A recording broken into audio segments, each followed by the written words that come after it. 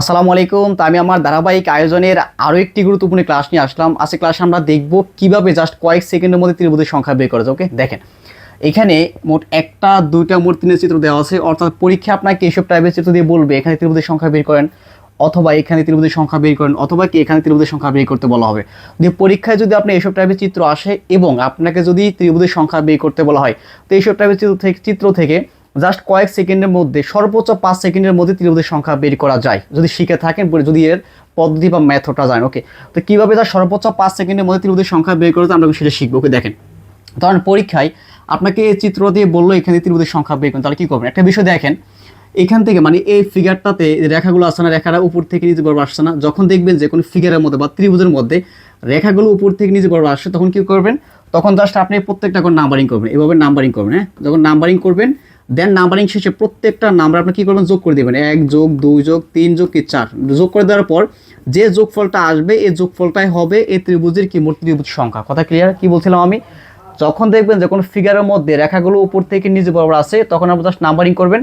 Numbering করার পর প্রত্যেকটা নাম্বার যোগ করার পর যে যোগফলটা আসবে ওই যোগফলটাই হবে এই ত্রিভুজের মোট ত্রিভুজ সংখ্যা। ওকে, তার মানে এই ত্রিভুজটার মধ্যে অথবা এই চিত্রটার মধ্যে মোট ত্রিভুজ আছে 10টি। ওকে, ক্লিয়ার? ঠিক আছে, তাহলে আমাদের প্রথম চিত্রের কাজটা শেষ।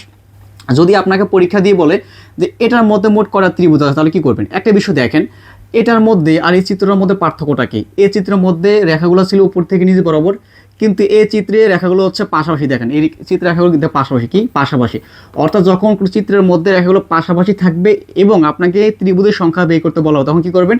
জাস্ট আপনি এবার নাম্বারিং করবেন। নাম্বারিং করতে করতে সর্বশেষ যে নাম্বারটা পাবেন সেটাই কি ত্রিভুজের সংখ্যা। এখন দেখেন তো, আমি 1 2 3 4 নাম্বারিং করতে কি সর্বশেষ নাম্বার পাইছি কি 4, তার মানে এখানে এই চিত্রের মধ্যে মোট ত্রিভুজের সংখ্যা 4টি। কথা ক্লিয়ার? আচ্ছা, আরেকটা আমি উদাহরণ দিই, তাহলে আর ক্লিয়ার হয়ে যাবেন। দেখেন যদি আমি আপনাকে বলি বলুন তো এটার মধ্যে মোট কয়টা ত্রিভুজ আছে। হ্যাঁ, দেখেন যদি আমি আপনাকে বলি 1 2 3 4 5, হ্যাঁ, যদি বলি যে এই চিত্রটার মধ্যে মোট কয়টা ত্রিভুজের সংখ্যা, মোট কয়টা ত্রিভুজ আছে, তাহলে কি করবেন? জাস্ট এবার নাম্বারিং করেন, 1 2 3 4 5 6, তাহলে সর্বশেষ নাম্বার পাইছি কত? 6। তার মানে এটার মধ্যে মোট ত্রিভুজের সংখ্যা 6টি। ক্লিয়ার? অর্থাৎ যখন আপনি এভাবে পাবেন তখন কি করবেন? যখন মানে কি, যখন রেখাগুলো উপর থেকে নিচে বরাবর থাকবে তখন আপনি প্রথমে প্রত্যেকটা নাম্বারিং করবেন। নাম্বারিং শেষে প্রত্যেকটা নাম্বার যোগ করার ফলে যে যোগফলটা আসবে সেটাই কি ত্রিভুজের সংখ্যা। বা যখন এভাবে দেওয়া থাকবে তখন কি করবেন? নাম্বারিং করতে করতে একটা সময় সর্বশেষ যে নাম্বারটা পাবে সেটাই কি এই চিত্রের মোট ত্রিভুজ সংখ্যা। দেখেন আমি দুটো উদাহরণ দেখাই দিচ্ছি। ওকে, দেখেন তাহলে আমাদের কি, আমাদের হচ্ছে দুইটা কাজ শেষ। কি আমাদের দুইটা কাজ আমাদের শেষ, দুটো চিত্রের কাজ আমাদের শেষ। আমাদের কাজ হচ্ছে এখন তৃতীয় চিত্রের কাজ। দেখেন তো এটা থেকে সবচেয়ে বেশি পরীক্ষা প্রশ্ন আসে, বলে এখান থেকে ত্রিভুজের সংখ্যা আপনাকে বের করতে বলা হবে। ওকে, একটা বিষয় দেখেন তো, এই চিত্রটা কি, মানে এই চিত্র এবং এই চিত্র কি কম্বিনেশন না মিশ্রণ? সেটা কি হবে দেখেন তো। যদি আমি আপাতত ধরেন, যদি আমি এই যে এই রেখাগুলো আছে না, এই রেখাটা এবং এই রেখাটা বাদ দিই, তাহলে কি হয়? তাহলে রেখা এটার মতো হয়ে যাবে না? চিন্তা করেন, মানে যদি এই তিনটা রেখা এটা বাদ দিই তাহলে কি হবে? মানে চিত্রটা কি এটার মতো হয়ে যাবে না? যদি ওটার মতো হয়ে যায় তাহলে ওটার মতো নর্মাল চিন্তা করুন তো, এই 1 2 3 4 আমি কী করেছিলাম? নাম্বারিং করে প্রত্যেকটা নাম্বার কি আমি জাস্ট প্রত্যেকটা নাম্বার আমি এভাবে যোগ করে দিছি না? তো যোগ করে দেওয়ার পর কী করলাম? যে যোগফলটা আছে সেটা কি ত্রিভুজের সংখ্যা পাইছিলাম। ওকে, তার মানে আমরা প্রথমে নর্মালি চিন্তা করবো প্রথম চিত্রের মতো। ওকে, 10 পাইলাম। এখন দেখেন আপন এগুলো পাই, এই চিত্রগুলো আমার নাই, তাহলে কী হবে? এই একটা রেখা থাকবে, একটা রেখা থাকবে, একটা রেখা থাকবে, মানে কি এটার মতো হয়ে যাবে। যখন এটার মতো হয়ে যাবে তখন আপনি কি নর্মালি এটার মতো ত্রিভুজ সংখ্যা বের করবেন। এটা কীভাবে বের করেছিলাম আমরা? এভাবে 1 দিছিলাম, 2 দিছিলাম, 3 দিছিলাম, 4 দিছিলাম, তো সর্বশেষ যে নাম্বারটা পাইছিলাম এটা কি ছিল? ত্রিভুজের সংখ্যা ছিল। দেড়শো এইভাবে হিসাব করলে কি 4টা আসে।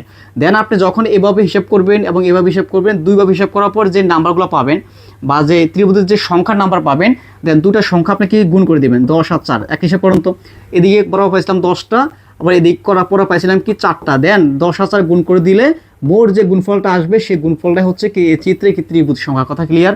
আমি আরেকটা উদাহরণ দিচ্ছি। দেখেন যদি আপনাকে বলি বলুন তো এটার মধ্যে মোট কটা ত্রিভুজ আছে বলুন তো? 1 দিলাম, এই একটা দিলাম, আর এখানে এই দুটো দিলাম। দেখেন তো যদি আপনাকে বলি এটার মধ্যে মোট কটা ত্রিভুজের সংখ্যা, মোট কটা ত্রিভুজ আছে, তাহলে কী করবেন? জাস্ট আপনি নর্মাল হিসাব করুন তো। তখন এই দুটো চিত্র নাই, দুটা রেখা আমার নাই, তাহলে কী করতেন? 1 2 3, তাহলে 1 2 3 3 কত? 3 3 6, আবার ধরেন আবার এই রেখা হলো না, তাহলে কী করতেন? এই যে 1 2 3, তার মানে কি এদিকে 3টা আর এদিকে 6টা, মোট 3 আর 6 কত? 18। কথা ক্লিয়ার? ওকে, তার মানে আমি একটা বিষয় ক্লিয়ার করে দিই, যখন আপনি এভাবে দেওয়া থাকবে, যেহেতু পরীক্ষা সবচেয়ে বেশি এখান থেকে আসে, দ্যাটস আমি এটা কথা বেশি বলতেছি। ওকে, যখন এভাবে থাকবে মানে দুইটার মিস কম্বিনেশন, প্রথম এবং দ্বিতীয় চিত্রের কম্বিনেশন যখন থাকবে তখন আপনি নর্মালি এটার মধ্যে প্রথম বের করবেন, দেন আপনি এটার মধ্যে বের করার পর এটার মধ্যে বের করবেন, দেন দুইভাবে বের করার পর যে নাম্বারটা পাবেন সে দুইটা নাম্বার আপনার গুণ করে দিলে যে গুণফলটা আসবে ওই গুণফলটা হবে এই চিত্রের মোট ত্রিভুজ সংখ্যা। কথা ক্লিয়ার? ওকে, যদি বুঝে থাকেন তাহলে অবশ্যই আমার এটা অ্যান্সার দেবেন। হ্যাঁ, যদি বুঝে থাকেন অবশ্যই আমার এটা অ্যান্সার দেবেন। যদি দেখুন তো 1 2 3 আরেকটা দিলাম। ওকে, দেন এটার মধ্যে মোট কয়টা ত্রিভুজ আছে আমাকে অবশ্যই সবাই জানাবেন। হ্যাঁ, এটার মধ্যে কয়টা আছে সবাই আমার সাথে জানাবেন। কি বললাম একটা, আচ্ছা আমি ক্লিয়ার করে দিই। এটার মধ্যে হ্যাঁ, এটার মধ্যে মোট কয়টা ত্রিভুজ আছে সবাই আমাকে জানান। 1 2 3, আর এখানে হচ্ছে একটা, এখান থেকে দুটো দিলাম। ঠিক আছে, তো এটার মধ্যে মোট কয়টা ত্রিভুজ আছে অবশ্যই আমাকে কমেন্ট করে জানাবেন।